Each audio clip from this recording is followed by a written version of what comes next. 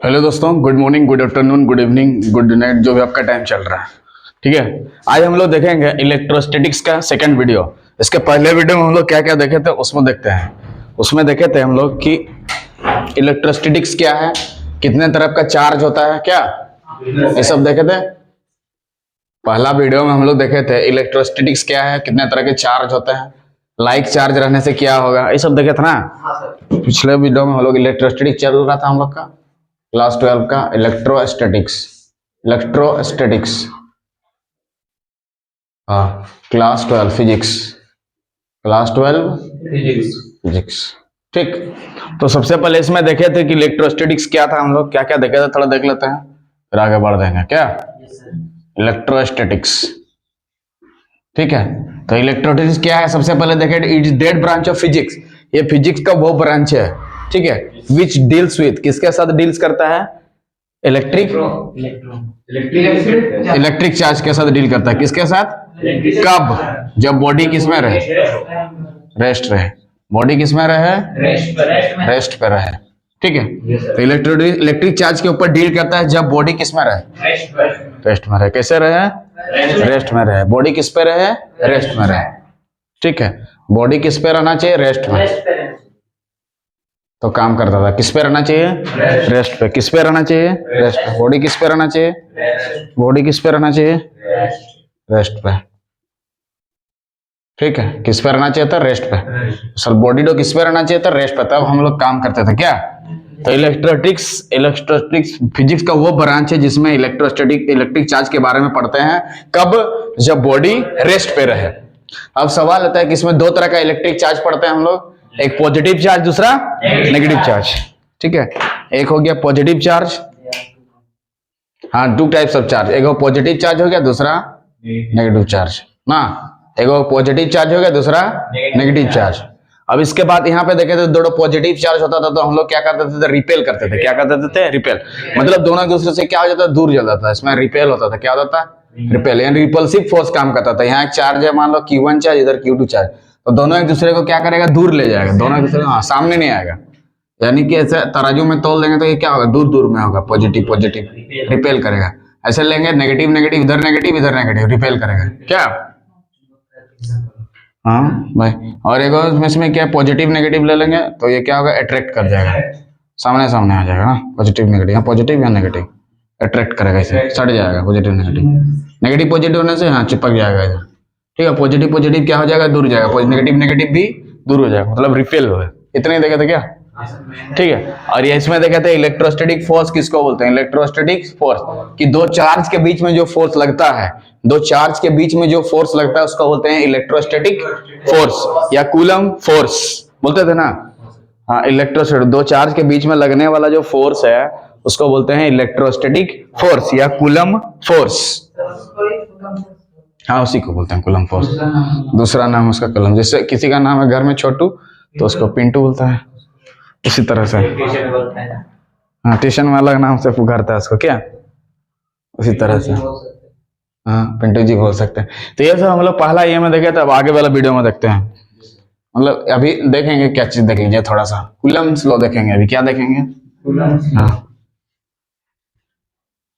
क्या लिखेंगे, Coulomb's law. Topic डालेंगे आज का, क्या है, कूलम्स लॉ। कौन सा law, Coulomb's law, Coulomb's law, कौन सा लॉ डालेंगे, कूलम्स लॉ, ठीक।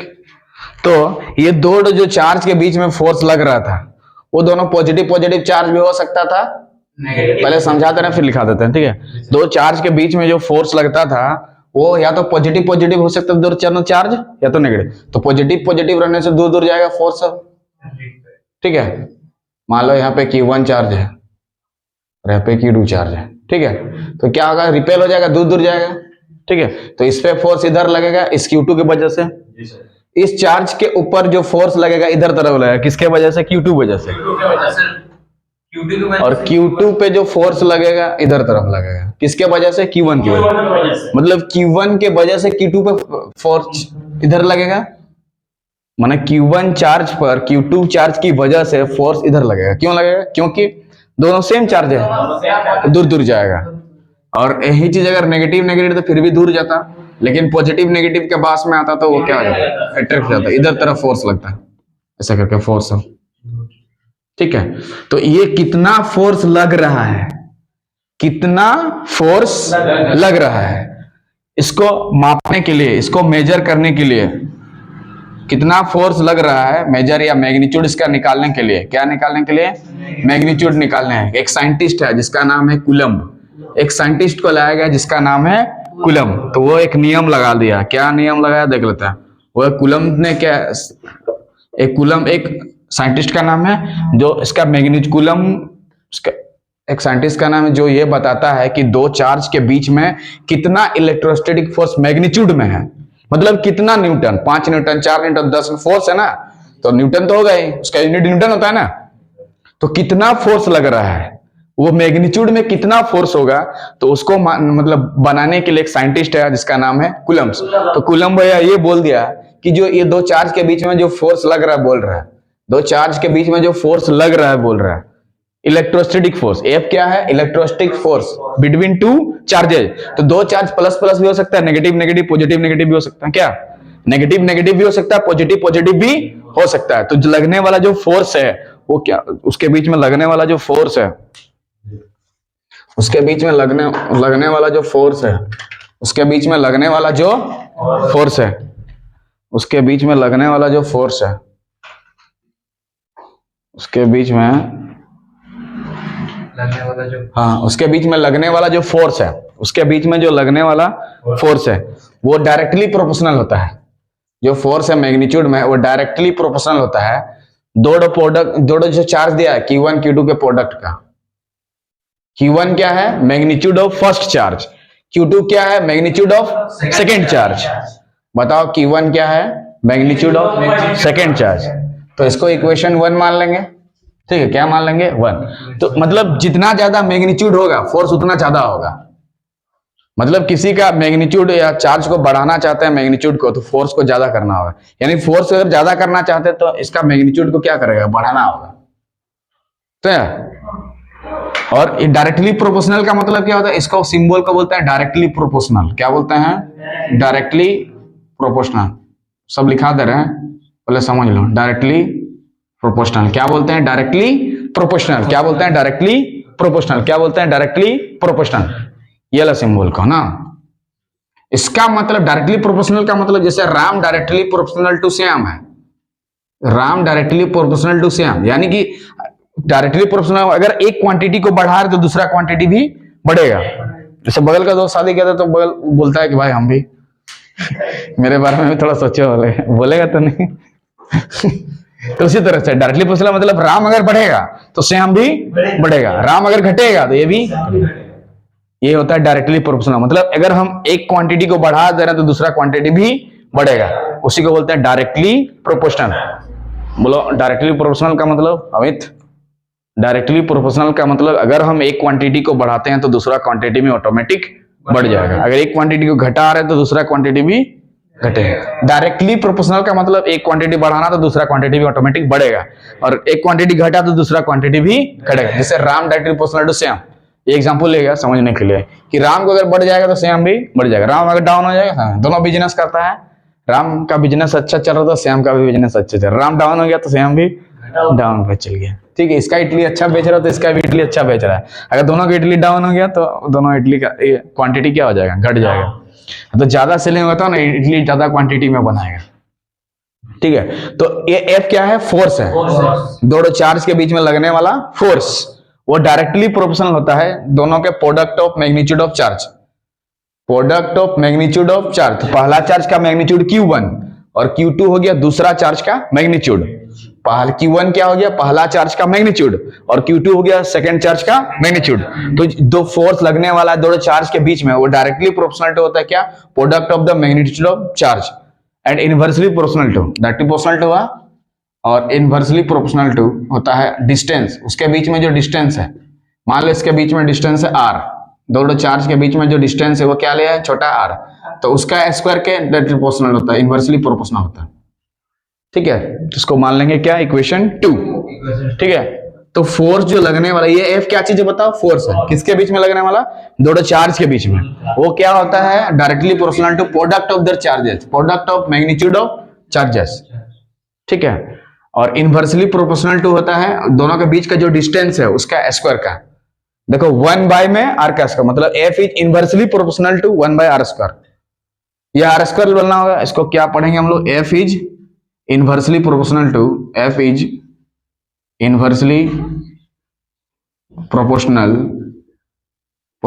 टू आर स्क्वायर, ही ना है।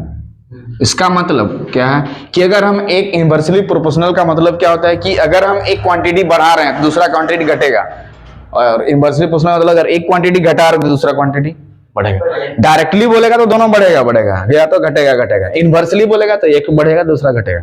इसका मतलब आर क्या है? दो पॉइंट के बीच का डिस्टेंस, दो चार्ज के बीच का डिस्टेंस।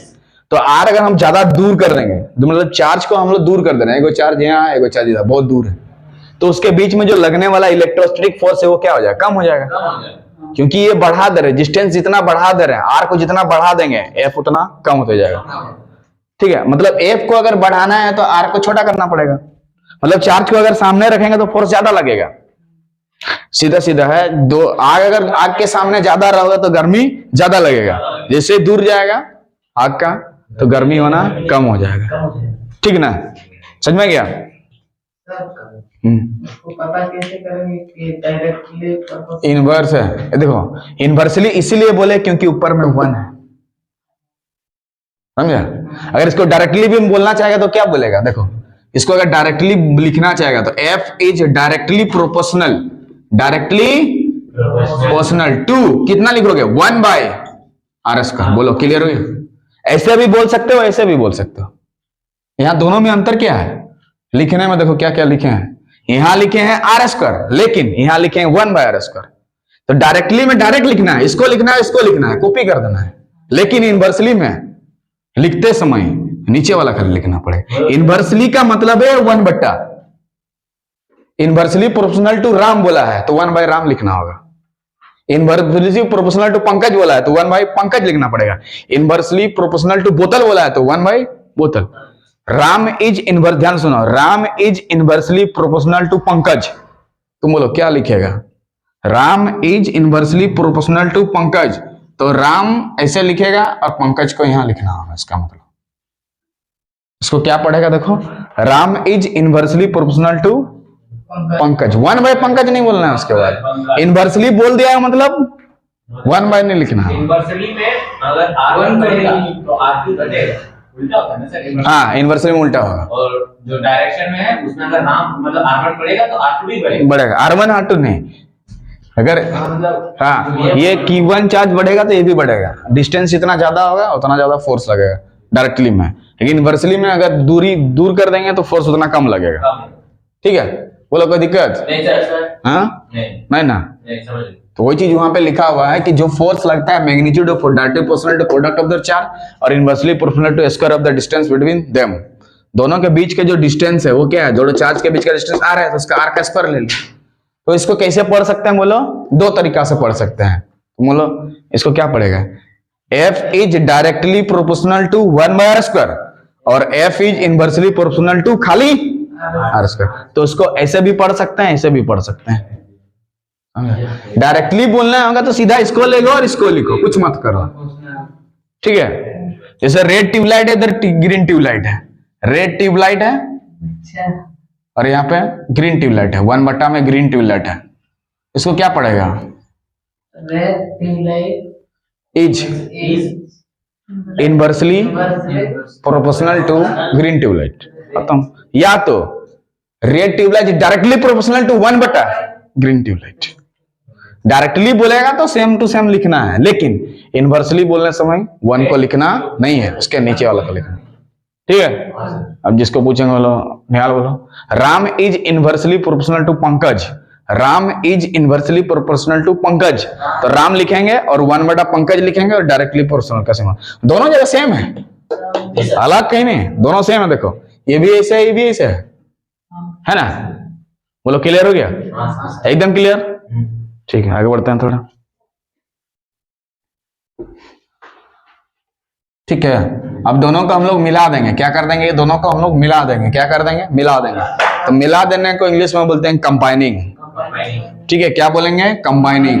क्या बोलेंगे, कंपनी नहीं जी, कंबाइनिंग सर। कंबाइनिंग। कंबाइन का मतलब होता है मिला देना, तो आईएनजी लगा दें। कंबाइनिंग इक्वेशन 1 एंड 2 दोनों को मिला देंगे, 1 एंड 2 दोनों को क्या कर देंगे, मिला देंगे। इक्वेशन 1 और 2 को क्या कर देंगे, मिला देंगे। इक्वेशन 1 और 2 को क्या कर देंगे, मिला देंगे। इक्वेशन 1 और 2 को क्या कर देंगे, मिला देंगे। तो मिला देने का मतलब एफ और एफ मिलके 2f मत लिख देना, जोड़ के 2f लिख देना, खाली एफ ही रहेगा, लेफ्ट साइड में वही रहेगा, ये सिंबल भी वैसे रहेगा। और ऊपर में आपके पास क्या था, Q1 Q2, तो लिख देंगे Q1 और Q2, और नीचे में क्या था, आर स्क्वायर था, तो आर स्क्वायर लिख देंगे।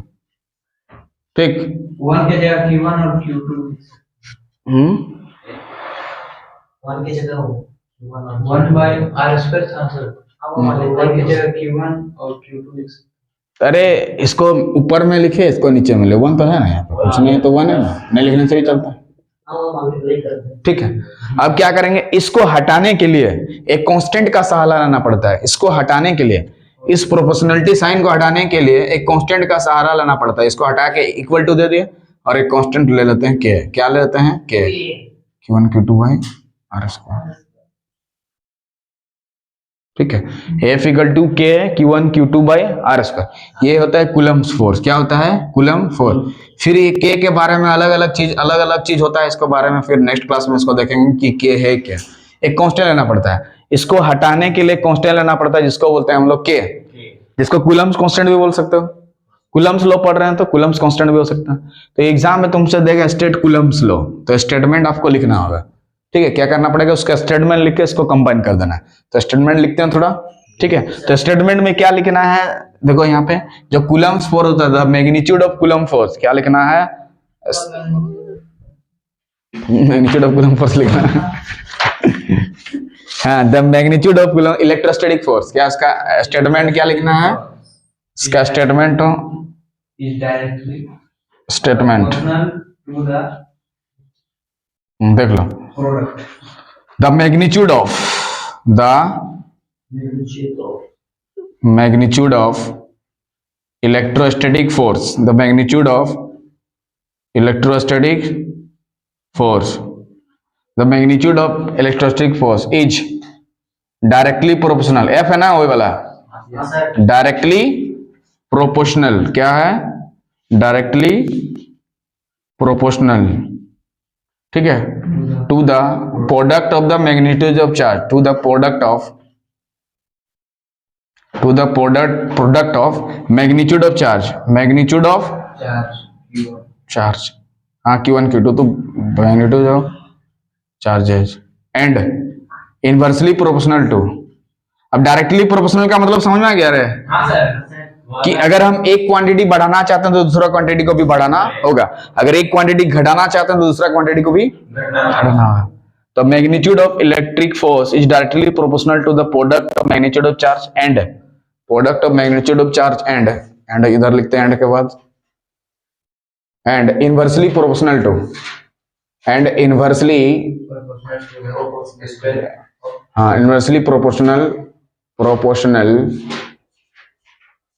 टू द स्क्वायर करना होगा, square of the distance between the charge.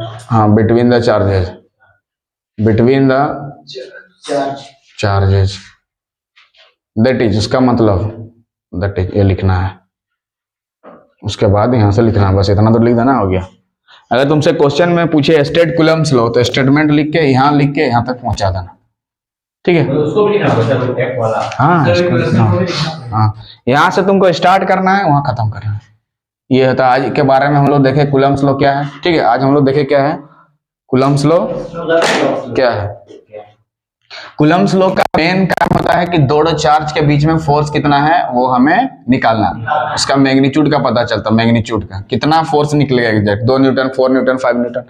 ठीक है, तो ये फॉर्मूला आपको याद करके रखना है कि दो कूलम्ब्स F बराबर के Q1 Q2 by are square, फिर के का अलग अलग वैल्यू अलग अलग बैठा जाता है। ठीक है, ठीक ना, नहीं कूलम्ब्स कांस्टेंट बोलता है, Coulomb's constant, coulomb constant, kinetic energy नहीं, कूलम्ब्स कांस्टेंट। बोलो क्लियर हो गया? तो के का मतलब क्या हो गया? Coulomb's constant. ठीक है, तो के का अलग अलग वैल्यू अलग अलग होता है, इसको नेक्स्ट वीडियो में देखेंगे क्या? ठीक है, तो आज हम लोग कूलम्ब्स लॉ समझना है काहे यूज किया जाता है कूलम्ब्स लॉ? फोर्स निकालने के लिए। दो चार्ज के बीच में फोर्स, कितना फोर्स लग रहा है उसको मैग्नीट्यूड में निकालने के लिए कूलम्ब्स लॉ का सहारा लेना पड़ता है। और उसके लिए कूलम्ब्स लॉ के स्टेटमेंट को याद कर लीजिए, कैसे होता है समझा दिए।